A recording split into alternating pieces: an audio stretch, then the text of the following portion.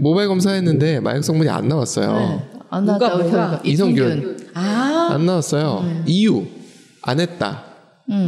아니면 시간이 지나서? 맞아요. 열흘이 지나면은 잘 안 나온대요. 그래, 그럴 수 있지. 아니 뭐죠? 털 검사까지 하면은 10개월 전까지 할 수 있대요. 근데 이성균은 안 나왔대? 방법을 바꿨어요. 이 사람은 자기가 했다는 거 시인을 하고 일종의 꽃뱀이죠. 마약 꽃뱀이지. 그 사람을 고발하는 형태로 이성균은 나오고 있는 상태예요. 그래서 사건 진행은 그렇게 되고 있어요. 그것보다 이걸 보고서 무슨 생각을 하게 되느냐가 더 중요하다고 생각해요. 제가 관심을 가졌던 거, 그리고 이런 관심을 갖고 있다 보니까 들렸던 내용이 뭐냐면 이 부분이에요. 원리. 원리는 대충 아시나요? 중독이라는 거, 각성 효과가 왜 일어나나? 기본적으로 도파민이다. 도파민이 나와요. 그러면 여기 보면 도파민 수용체라는 게 보이죠. 리셉터라고. 보내는 쪽에서 나오면 리셉터가 하는 거예요. 그런데 어떻게 돼 있냐면 우리 몸이 도파민이 계속 나오면 위험하다는 거예요.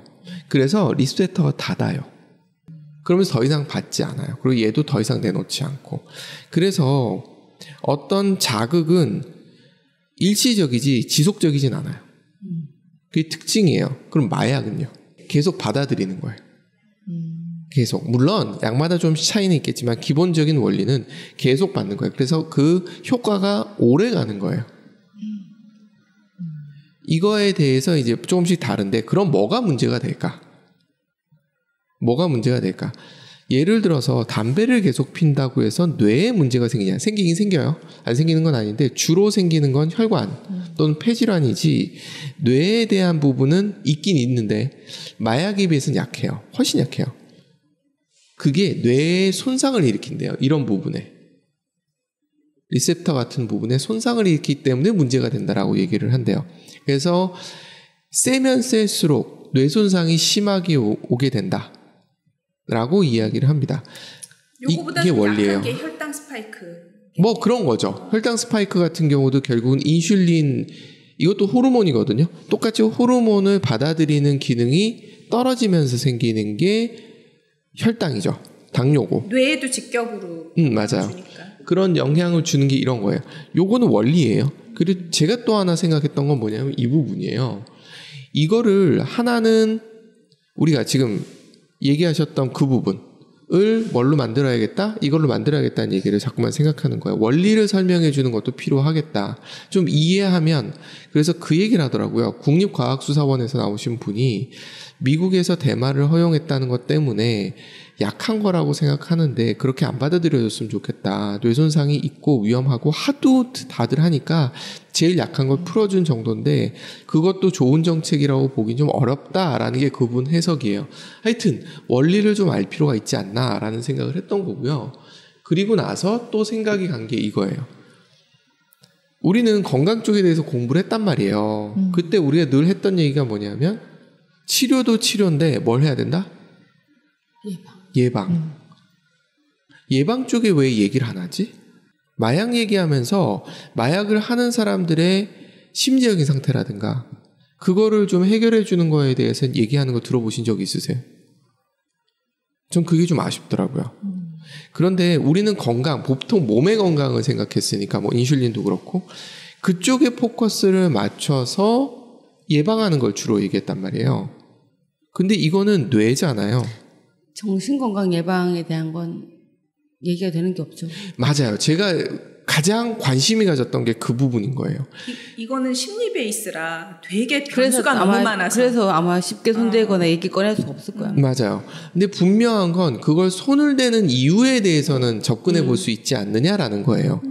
뭐 복잡한 원리는 다 빼고 왜 도파민을 한마디로 과다분비의 형태를 만들까에 대해서 집중을 해야죠.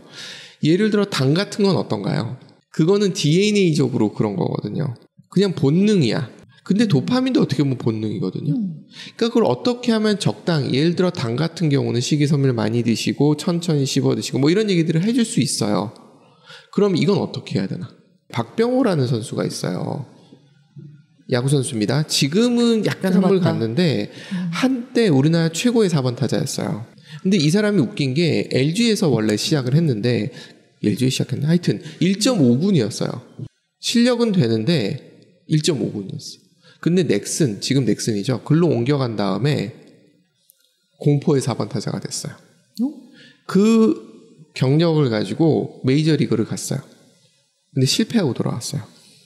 이 사이에 정신과 쪽에 있는 제 친구가 해준 얘기가 뭐냐면 넥슨 쪽에는 그런 테라피 해주는 사람이 있었다요.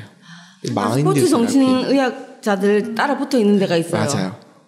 그러니까 제가 생각하는 게 그건 거예요. 스트레스를 다 받을 수 있어요. 어느 분야든.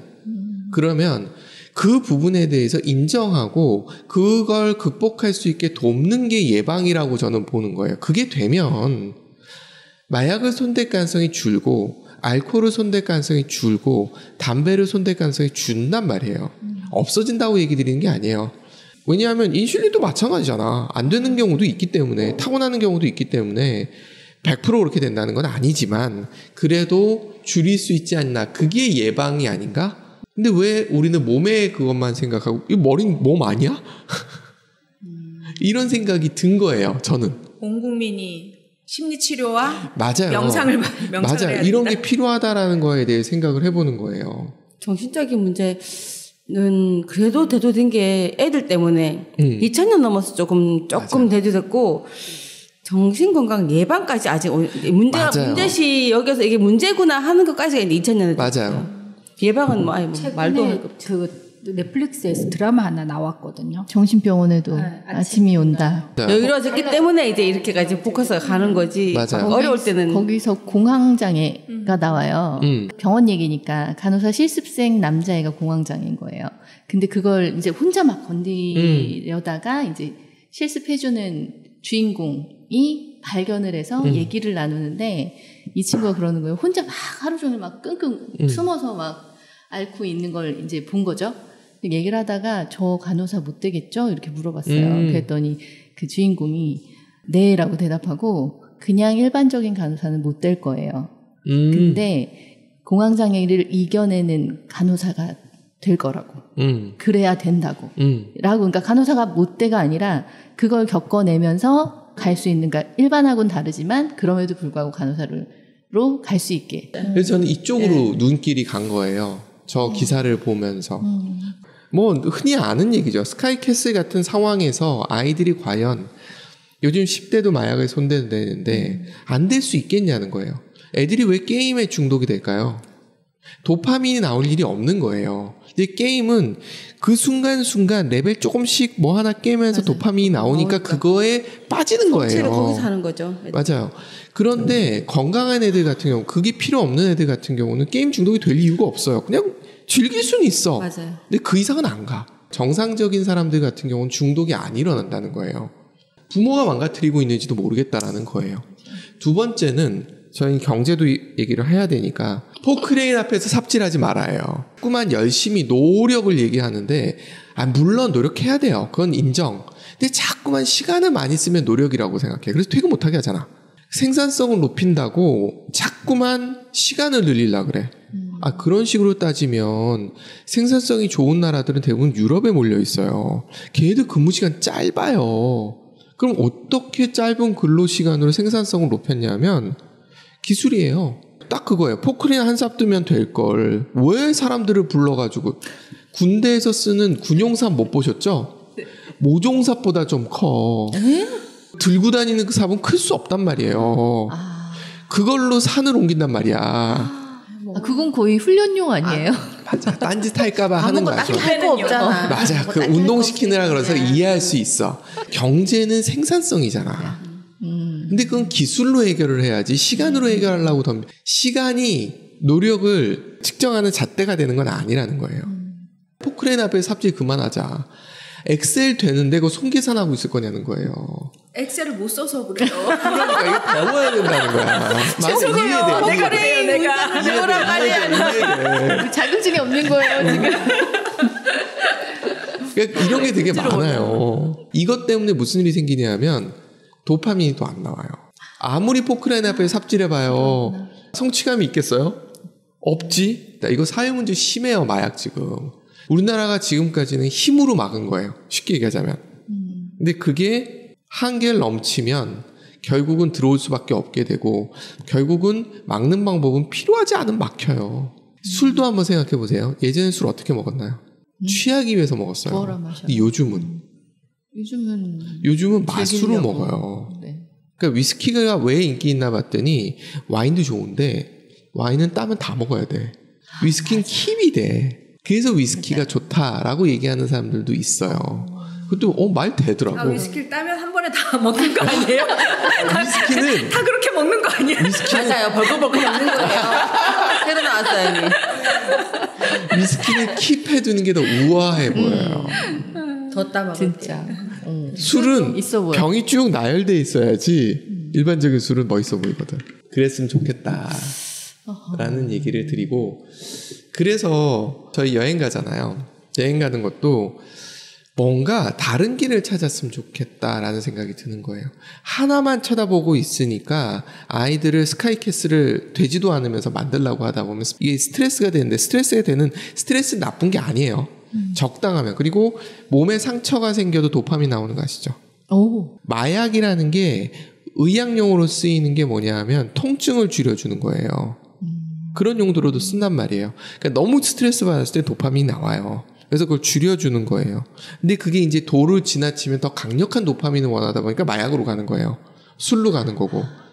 근데 분명히 다른 길이 있고 더 좋은 수도 있는 길들이 있는데 모르니까 달려가는 거를 좀 시야를 트여주자는 입장에서 하는 프로그램이라고 보면 좋을 것 같아요. 이거 로드트립 같은 경우도 사람들은 새로운 환경에서 뭔가 새로운 자극을 받은 도파민이 나와요.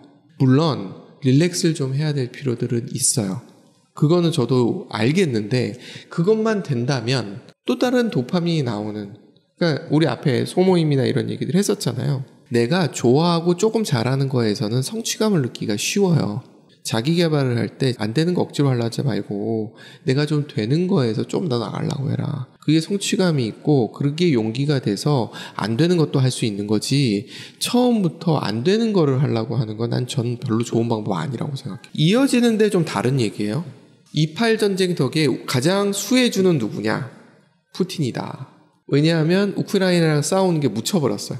여기까지는 흔히 하는 얘기고요. 이제부터는 제 마음대로 이제 연결시킵니다. 왜 이런 전쟁이 일어날까? 이쪽으로 한번 포커스를 두자는 거죠. 네? 자기 나라만의 이기적인 그 이득? 이런 상황들이 왜 생길까? 왜 이기주의가 극대화될까? 18세기로 가보죠. 1차 대전에 대해서 뭐라고 얘기하냐면 터지게 터졌다라고 얘기하지, 이게 엉뚱하게 우발적으로 생긴 전쟁이라고 얘기하지 않아요. 그때 뭐가 있었을까요? 촉발한 게 뭐였을까? 이기주의예요. 민족 이기주의나 이런 것들이 나왔어요. 그게 왜 나왔냐는 거예요.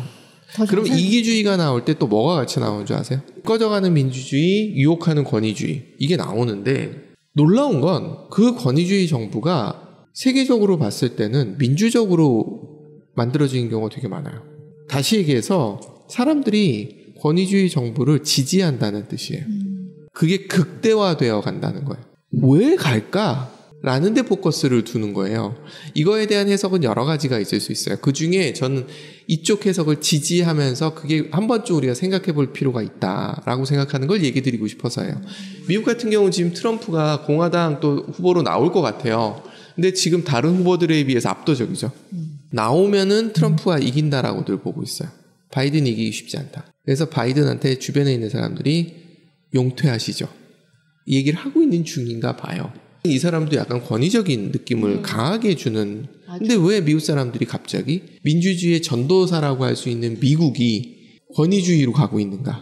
재산을 지키기 위해서. 미국이 약간 전 세계 약간 밀리고 있다는 느낌 때문이지 않을까? 이런 것들이 복합적으로 작용했다라고 뭔가 보는 딱 끌고 거예요. 갈 수 저는. 있는. 이 사람들이 다들 민주적 절차로 뽑히신 분들이에요. 사람들은 세게 해달라 우리나라를.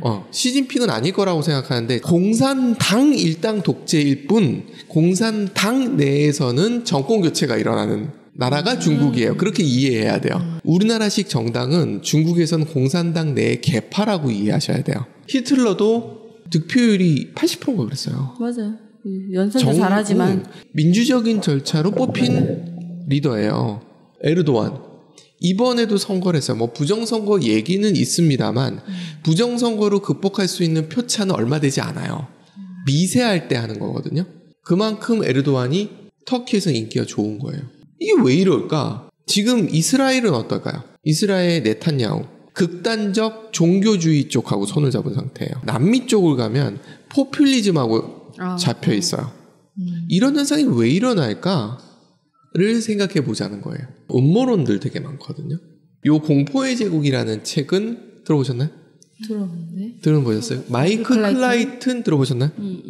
쥐라식 박 쓰신 분입니다. 이 책에 대해서 논란이 좀 있어요. 이게 소설 내용이 뭐냐면 기후 위기는 만들어진 위기론이다 라는 게 이 소설의 기본적인 배경이에요. 크게 변하지 않았다 기후는. 또 약간 좀 크게 보면 지구에 인간이 없었을 때부터 빙하기도 왔었고요.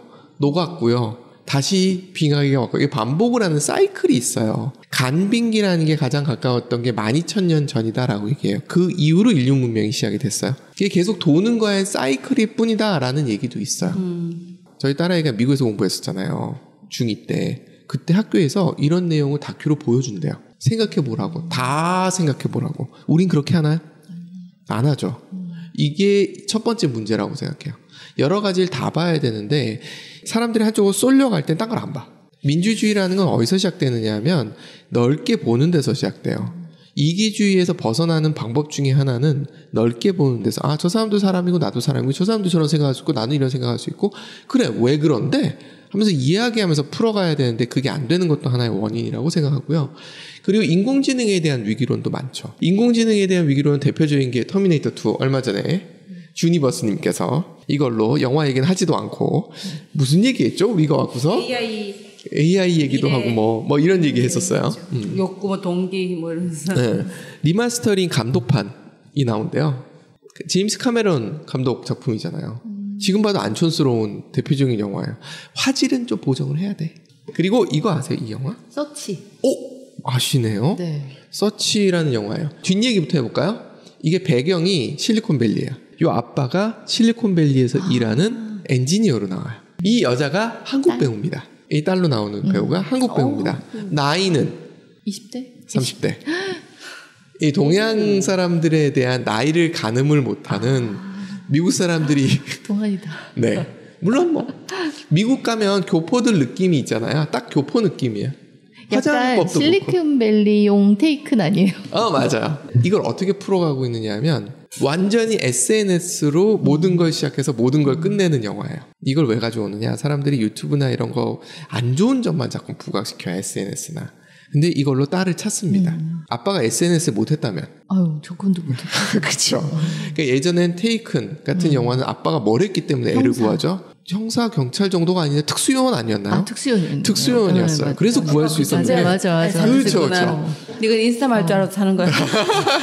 이렇게 느낌이 다르죠. 그래, 특수요원 좀 멀어. 맞아. 세상이 바뀌는 것에 뭐가 있느냐 하면 지금 세 가지를 보여드렸는데 모두 다 위기론을 얘기하는 부분에는 음모론도 끼지만 동시에 뭐가 있냐면 세상이 글로 바뀌어가야 되는 당위론도 그 뒤에 숨어 있어요. 그러니까 한쪽만 보지 말자라는 얘기를 계속 드리는 거고요. 이 세 가지를 제가 봤을 때는 밀어야 되는 동력이에요.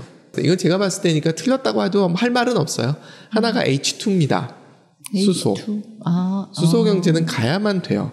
재생에너지를 만드는 곳들은 오지예요. 풍력도 그렇고 태양광도 그렇고 다 오지야. 거기서 만들어가지고 배송을 하려면 뭐 수소전지도 광물이 필요 없다는 건 아닌데 상대적으로 이거는 엔진 같은 느낌이어서 하나 만들어도 계속 쓸 수 있는 건데 배터리 같은 경우는 용량에 맞춰서 계속 키워야 되는 문제가 좀 있어요. 물론 재생이 가능하다는 장점은 있어요. 석유보다는.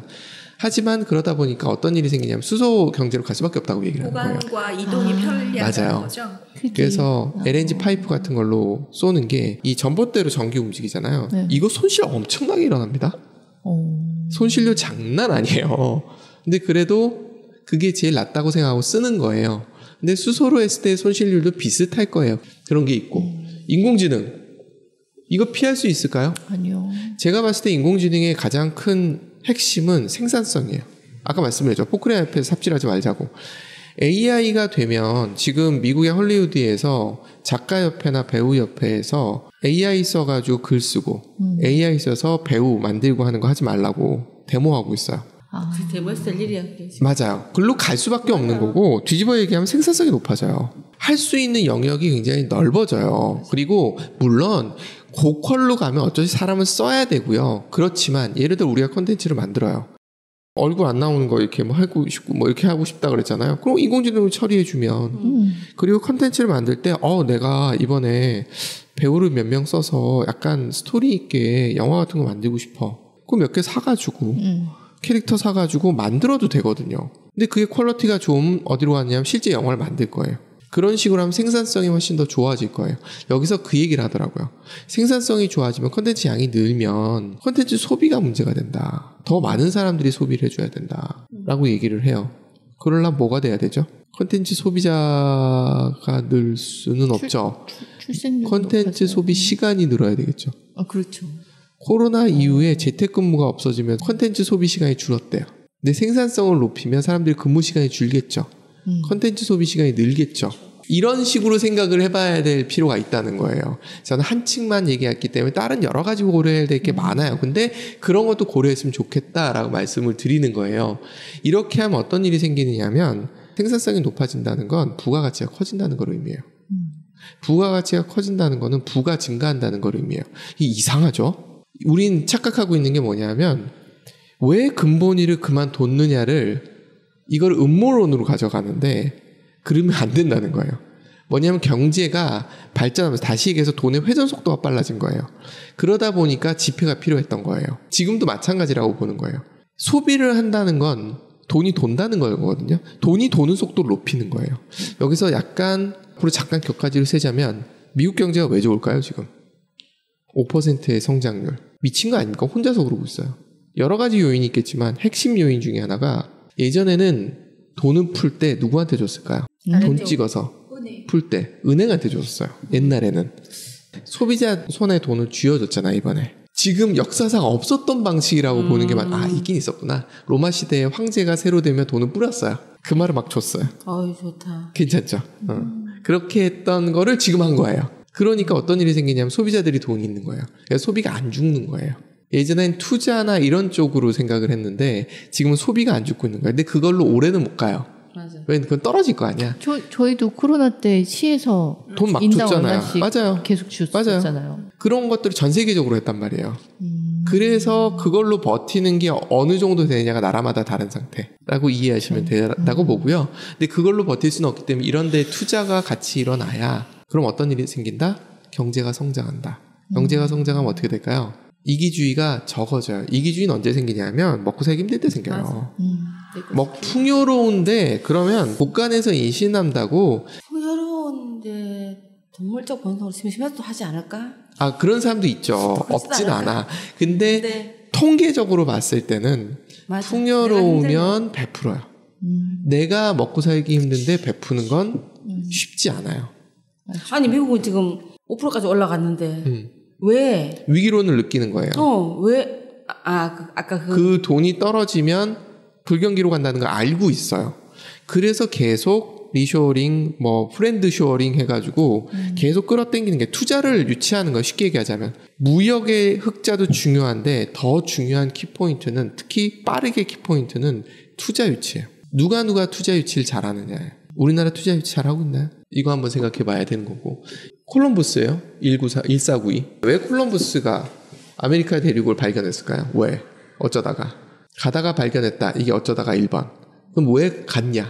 신대륙을 발견하고 싶어서 갔다? 향신료 때문에. 신항로를 개척하러 갔다. 이게 맞아요.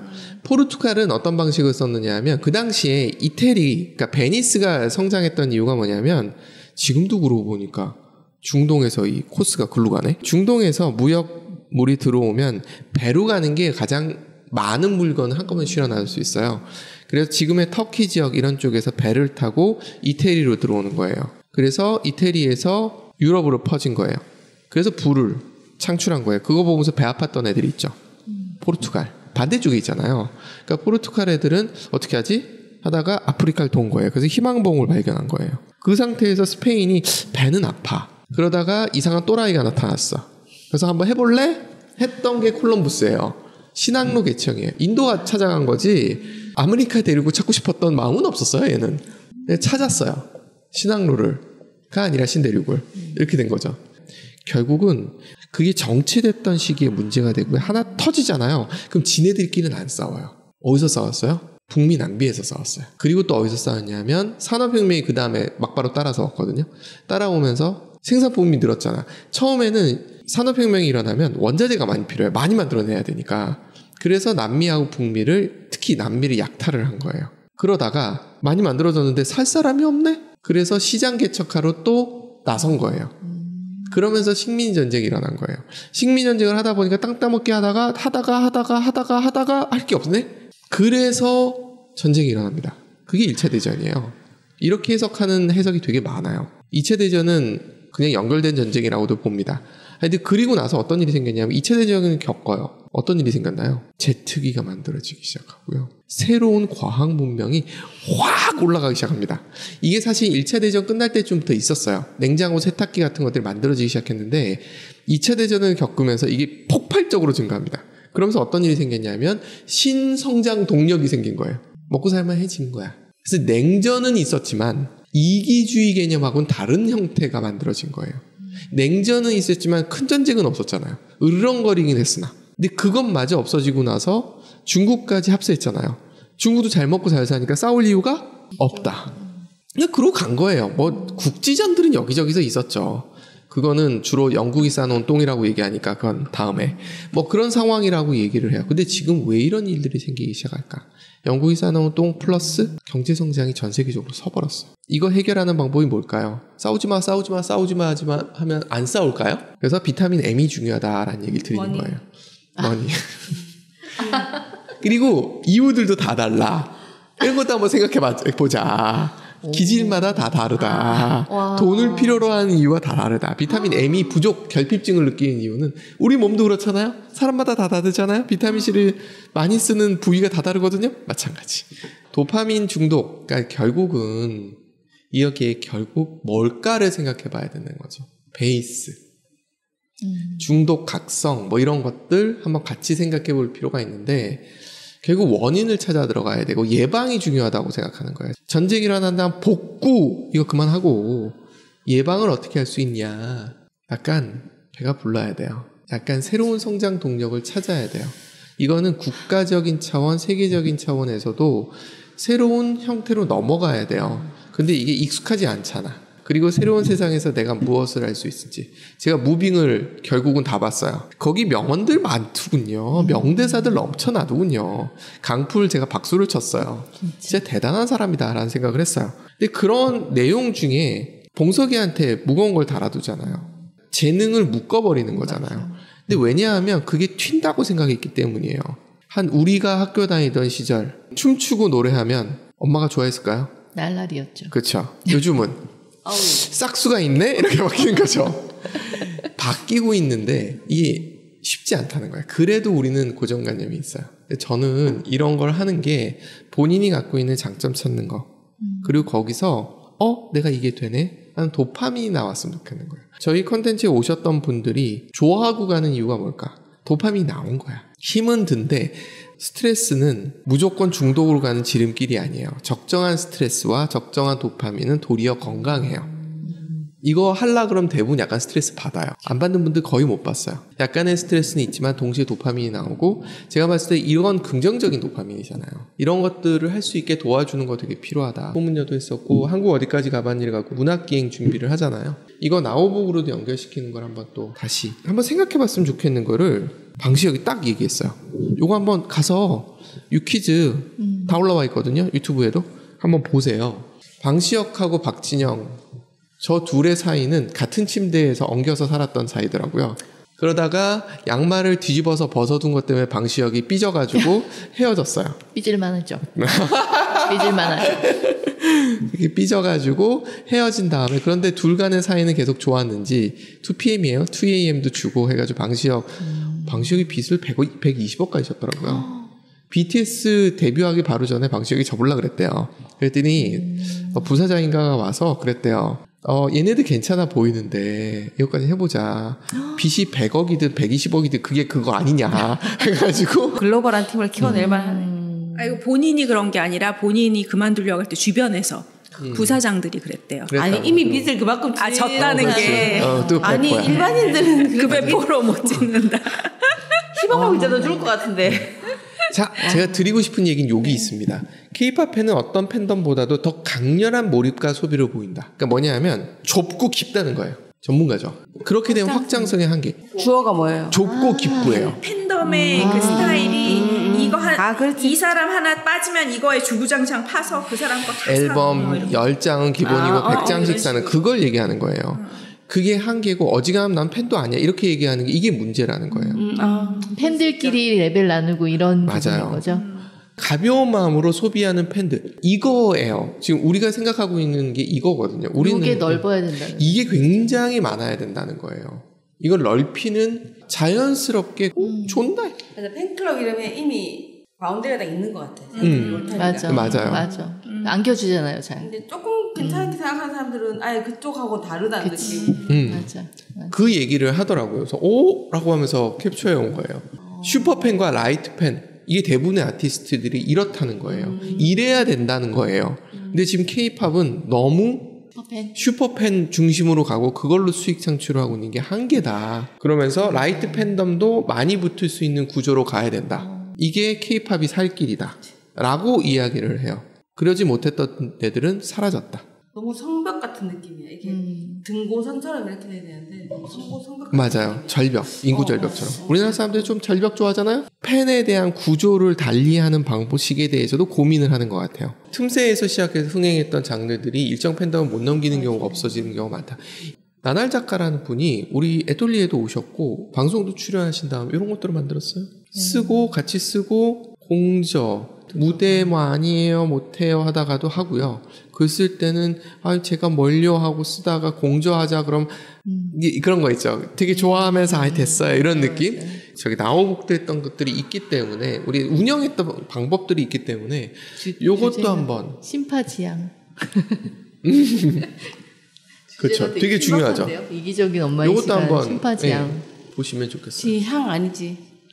지향으로도 하나 만들어보는 걸로. 지향도 옛날 같은. 아예 그냥.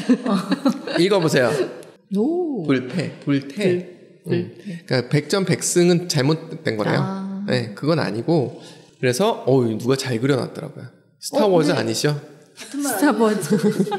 지지 않으면 된다. 아예 안 진다가 아니고. 그러니까 이긴다는 아니고. 그러니까 전쟁에서는 이긴다 진다가 아니라 중간도 존재하거든요. 12월 9일은 음악 중심으로 애톨리에 하려고 동방신기 광팬이거든요.